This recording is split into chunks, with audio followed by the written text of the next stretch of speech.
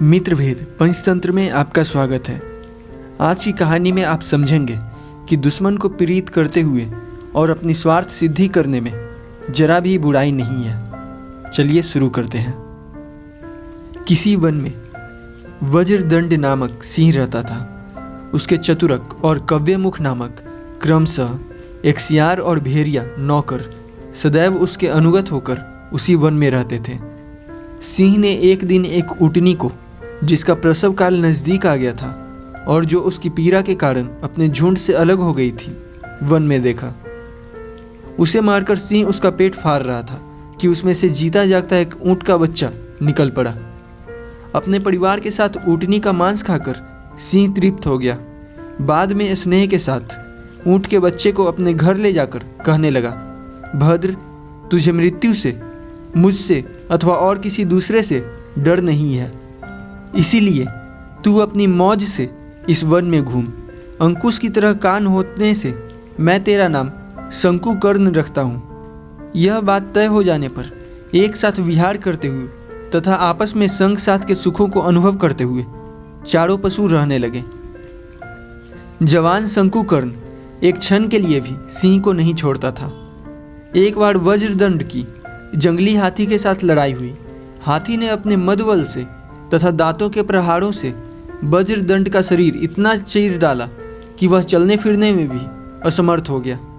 इस प्रकार भूख से कमजोर उस सिंह ने उन तीनों से कहा, अरे तुम सब जाकर किसी जीव को खोज लाओ, जिससे मैं ऐसी हालत में रहते हुए भी मारकर अपनी तथा तुम्हारी भूख दूर करूं। यह सुनकर वे तीनों शाम तक वन में घूमे, पर कोई प्राणी नहीं मिला। इस पर चतुरक सोचने लगा कि अगर शंकुकर्ण मारा जाए तो कुछ दिनों तक हम लोगों की भूख मिटेगी, परंतु मित्र और आश्रित होने से स्वामी उसे नहीं मारेंगे, अथवा अपनी चालाकी से मैं ऐसे समझाऊंगा जिससे वह उसे मार डाले। कहा है कि इस लोक में बुद्धिमानों की बुद्धि से जिसका नाश न हो सके, ऐसा जहाँ जाया न जा सके, ऐसी जगह जो किया न जा सके, ऐसा काम कोई नहीं है। इसीलिए अपनी बुद्धि का उपयोग करना चाहिए। ऐसा विचार करके वह शंकुकर्ण से इस तरह कहने लगा, हे शंकुकर्ण, स्वामी भोजन के बिना भूख से पीड़ित है। अगर वह मर गए तो मालिक के अभाव में हमारा भी अवश्य विनाश होगा। इसीलिए महाराज के लिए तुझसे मैं कुछ कहूँगा, उसे सुन। शंकुकर्ण ने कहा, अरे जल्दी कह, जिससे बिना किसी खटके मैं तेरी बात जल्दी कर दूँ। फिर स्वामी का हित करने से मुझे 100 अच्छे काम करने जितना फल मिलेगा। इस पर चतुरक बोला, हे भद्र, तू अपना शरीर दूने लाभ के लिए स्वामी को अर्पित कर दे, जिससे अगले जन्म में तुझे दुगना शरीर मिले और स्वामी की जान भी बच जाए। यह सुनकर शंकुकर्ण ने कहा, भद्र, अगर यही बात है तो इसके लिए मेरा जो काम है उसे कह। स्वामी की आवश्यकता पूरी कर, इस बारे में मेरा धर्म, मेरा जमीन है। इस प्रकार आपस में सलाह करके वे सब सिंह के पास गए। बाद में चतुरक बोला, देव, कोई जानवर नहीं मिला। भगवान सूर्य भी अस्त हो गए हैं। इसीलिए यदि स्वामी की आज्ञा हो तो यह शंकुकर्ण दूने शरीर के बदले में धर्म को साक्षी देकर अपना शरीर देने को तैयार है। सिंह ने कहा, अगर यह बात है तो इस व्यवहार में धर्म को साक्षी करो।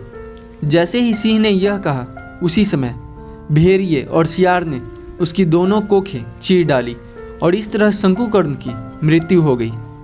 बाद में वज्रदंड ने चतुरक से कहा, हे चतुरक, मैं जब तक नदी के ऊपर स्नान और देव पूजा कर रहा हूँ तब तक तुम यहाँ सावधान होकर रहना।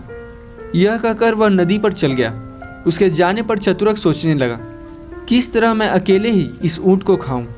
ऐसा सोचकर उसने कव्यमुख से कहा, अरे कव्यमुख, तू भूखा है।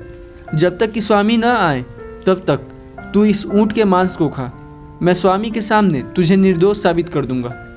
यह सुनकर कव्यमुख ने थोड़ा सा ही मांस खाया था कि चतुरक ने कहा, अरे कव्यमुख, स्वामी आते हैं, इसीलिए इस ऊँट को छोड़कर दूर भाग, जिससे उसके खाए जाने की जांच पड़ताल वे न कर दें।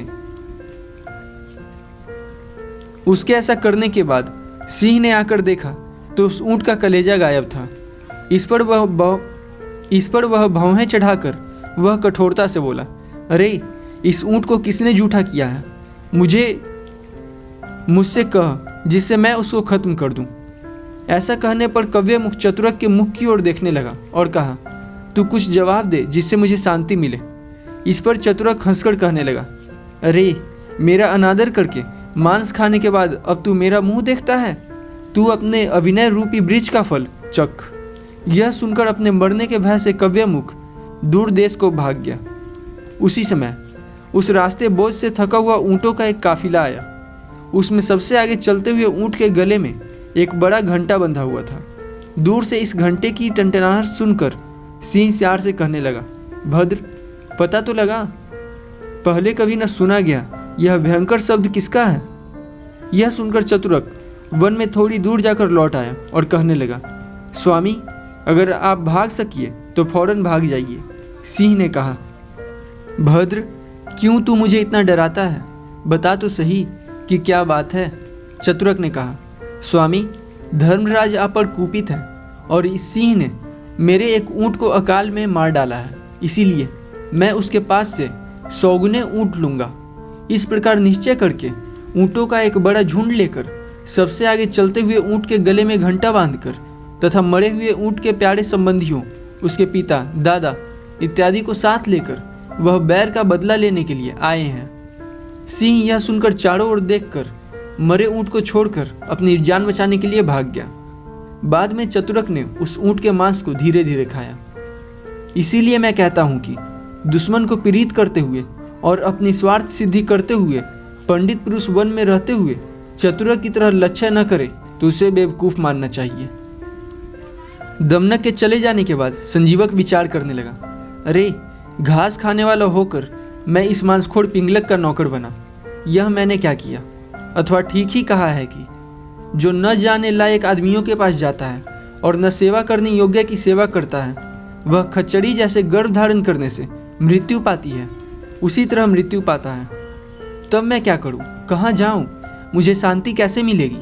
अथवा पिंगलक के पास ही जाऊं? शायद मुझे शरणागत जानकर वह मेरी रक्षा करे और मारे नहीं। कहाँ भी है इस संसार में धर्म के लिए प्रयत्न करने वालों पर यदि विपत्ति आ पड़े तो बुद्धिमान पुरुष को उसकी शांति के लिए विशेष उपाय करना चाहिए, क्योंकि सारी दुनिया में यह कहावत प्रसिद्ध है, आग से जले हुओं को उसी से निकली गर्म सेंक फायदेमंद होती है। और भी इस दुनिया में नित्य अपने कर्म को भुगतने वालों तथा नियत क्रियाओं वाले देहवारियों से उनके अंतर्गत भावों से उपार्जित शुभ या अशुभ काम जैसे बनना होता है वैसा बनता है। इसमें सोचने विचारने का कोई कारण नहीं है। अगर मैं कहीं दूसरी जगह भी जाऊं तब भी किसी मांसाहारी जानवर से मैं मारा जाऊंगा। उससे अच्छा सिंह से ही मारा जाना ही होगा। कहाँ भी है बड़ों की बराबरी करने में अगर विपत्ति आवे तब भी ठीक है। पहाड़ तोड़ने के प्रयत्न में हाथी के दांत टूट जाने पर भी वह प्रशंसनीय है। अथवा जैसे मध्य जल का लोभी भौंरा हाथी के कान में मारा जाकर भी प्रशंसनीय है, उसी प्रकार बड़ों से प्रभाव पाकर भी नीच प्रशंसनीय होता है। ऐसा निश्चय करके लड़खड़ाते हुए वह धीरे धीरे संजीवक सिंह के घर के आगे पहुंचकर कहने लगा, अरे यह ठीक ही कहा है कि राजा का घर अनेक झूठ बोलने वाले दुष्टों और अनाड़ियों से घिरकर छिपे सर्प से युक्त घर के समान, जलते हुए जंगल के समान, अथवा सुंदर कमलों की कांति से शोभित पर ग्रहों से भरे सरोवर के समान है। भयभीत आदमी समुद्र की तरह राजा के घर में घुसते हुए डरते हैं।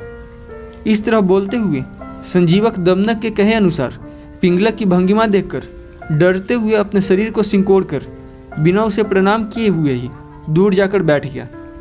पिंगलक भी उसे इस प्रकार देखकर दमनक की बात पर विश्वास करते हुए उसके ऊपर क्रोध से टूट पड़ा। सिंह के कठोर नखों से अपनी पीठ चिढ़ जाने पर भी संजीवक उसका पेट सींगों से फाड़ने के लिए किसी प्रकार उससे अलग होकर सिंह से उसे मारने के लिए तैयार होकर लड़ाई में उसके सामने डट गया। उन दोनों को फूले पलाश के वृक्ष जैसे बने और एक दूसरे को मारने पर तैयार देखकर कटक ने दमनक से कहा, अरे मूर्ख, इन दोनों का विरोध बढ़ाकर तूने अच्छा नहीं किया। तू नीति शास्त्र के तत्व को नहीं जानता।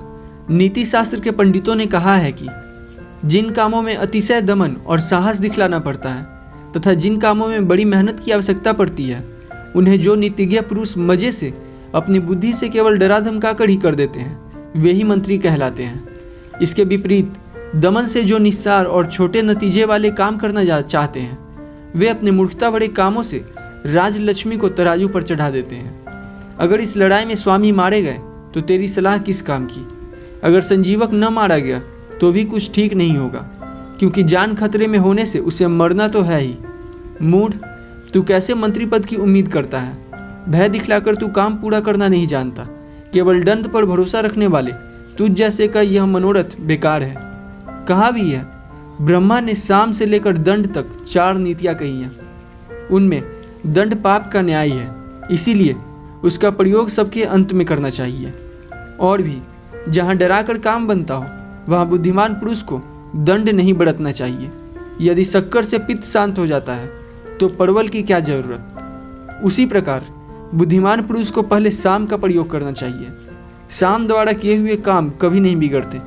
शत्रु द्वारा पैदा किया हुआ अंधेरा चंद्रमा, सूर्य, औषधि विशेष अथवा आग से नहीं जाता, केवल साम से ही वह मिटता है। उसी तरह अगर तू मंत्री पद चाहता है तो वह भी ठीक नहीं, क्योंकि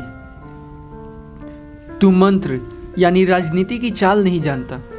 मंत्र 5 तरह के हैं: कार्य, साधन का उपाय, देश और काल का विभाग, आपत्ति का प्रतिकार और काम साधना। यहाँ तो स्वामी और मंत्री में से एक की कौन कहे दोनों का नाश होने वाला है। अगर कुछ जोड़ है तो इस दुर्घटना के रोकने की तदबीर सोच। झगड़े में सुलह कराने में ही तो मंत्री की अकल देखी जाती है। मूर्ख, तू ऐसा करने में असमर्थ उल्टी अकल वाला है। कहा है कि शत्रु के साथ संधि करने के काम में मंत्रियों की और सन्निपात ज्वर की चिकित्सा में वैद्यों की बुद्धि की परीक्षा होती है। तंदुरुस्ती में तो कौन अपने को पंडित साबित नहीं करता। दूसरे का काम बिगाड़ने के लिए ही नीच पैदा होता है। चूहे को अन्न की पेटी गिराने की ताकत तो है, पर उठाने की नहीं। अथवा यह तेरा कसूर नहीं, स्वामी का है, जो तेरी बात का विश्वास करता है। कहा भी है, नीच जनों का अनुसरण करते हुए जो राज्य विद्वानों के बताए हुए रास्ते पर नहीं चलते, वे कठोर और लौटने के रास्ते के बिना तथा सब अनर्थों के समूह रूपी पिंजरे में घुसते हैं। तू अगर पिंगलक का मंत्री होगा तो कोई दूसरा सज्जन पुरुष उसके पास नहीं आवेगा। कहा भी है, दह के मीठे पानी से भरे होने पर भी अगर उसमें दुष्ट मगर रहता है तो उसके पास कोई नहीं जाता। उसी तरह अगर राजा गुणों का घर भी हो पर उसका मंत्री दुष्ट हो तो उसके पास कोई नहीं जाता। शिष्ट मनुष्यों से अलग होकर राजा का नाश अवश्यंभावी है। कहा भी है, जो राजे सेवकों की विचित्र और मीठी बातें सुनते हैं और धनुष का प्रयोग न करने वालों का साथ करते हैं, उनके ऐश्वर्यों के साथ शत्रु खेल करते हैं। पर मूर्ख को उपदेश देने से क्या लाभ? उससे केवल हानि ही होती है, लाभ नहीं। कहा भी है, न झुकने वाली लकड़ी झुकती नहीं, पत्थर से छुरी का काम नहीं लिया जा सकता। इस बारे में तू सूचीमुख पक्षी का विचार कर। जो उपदेश देने लायक नहीं उसे उपदेश नहीं देना चाहिए। दमनक ने कहा, यह कैसे? कर्टक कहने लगा,